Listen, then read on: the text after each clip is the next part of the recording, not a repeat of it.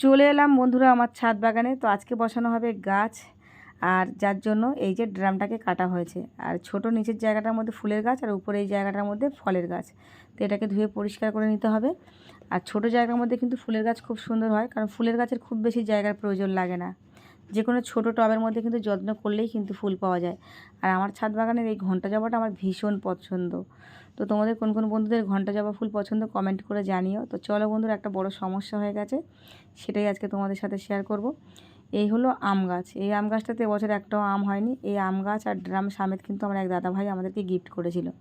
তো যাই হোক, আম গাছটাতে এবছর আম হয়নি। তো এই আম গাছটাকে আমার কর্তা বলছে জমির উপর বসিয়ে দেবো, আর ওখানে বসাবো এই পেয়ারা গাছটা, যেটা হলো সমস্যা।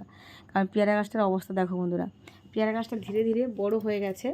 যখন ছোট ছিল তখন কিন্তু প্রচুর পেয়ারা হয়েছে ওই টবের মধ্যে, কিন্তু এখন আর জায়গা প্রবলেম হচ্ছে। মানে গাছটা যত বড় হচ্ছে গাছের শেকড়গুলো একসাথে ওখানে জমে যাচ্ছে, যার জন্য কিন্তু আর ভালো করে ছড়াতে পারছে না, আর ফলটা কিন্তু আমার গাছে আসছে না। কারণ ছাদ বাগানের গাছের ক্ষেত্রে যেটা হয়ে থাকে, প্রত্যেকটা টব যত ভালো হবে, টবগুলো বড় হবে, সেই টবের মধ্যে কিন্তু খুব ভালো গাছ হবে। কারণ আমাদের ছাদ বাগানে আমরা যেটা করে থাকি, হয়তো যে কোনো একটা গাছ নিয়ে আসলাম, যে কোনো টবের মধ্যে বসিয়ে দিলাম, আমরা ভাবি যে গাছটা এখানে থাক, পরে কোথাও বসাবো। কিন্তু সেইভাবে আর পরে আর ঠিক করে বসানো হয় না, যেটা হয়েছে আমার ছাদ বাগানের ক্ষেত্রে। কারণ আমি পেয়ারা গাছটা এনেই কিন্তু ছোট্ট ওই টবের মধ্যে বসিয়ে দিয়েছিলাম। পরপর মোটামুটি 2 বছর খুব ভালো ফল দিয়েছে, ওই জন্য আর সরানো হয়নি।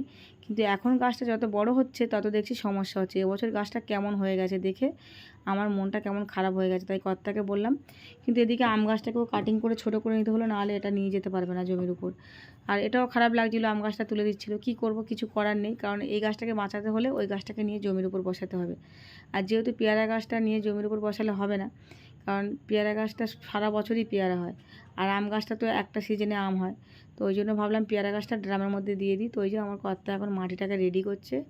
একটু মাটির মধ্যে গোবর সার দিয়েছে, শিংকুচি হাড়কুচি দিয়ে দিয়েছে, আর পিঁপড়ে মারা একটু পাউডার দিয়ে দিয়েছে। কারণ একটু কালো পিঁপড়ে হয়েছে, যদিও পিঁপড়ে গাছের গোড়ার কোনো সমস্যা করবে না, কিন্তু পিঁপড়েগুলো গাছে যে নতুন নতুন ছোটো ছোটো ফুল এসছে, ফুলগুলোকে নষ্ট করে দেবে। গাছে প্রচুর ফুল হয়েছিল, কিন্তু একটাও ফল হয়নি, শুধুমাত্র ছোট্ট টবের জন্য।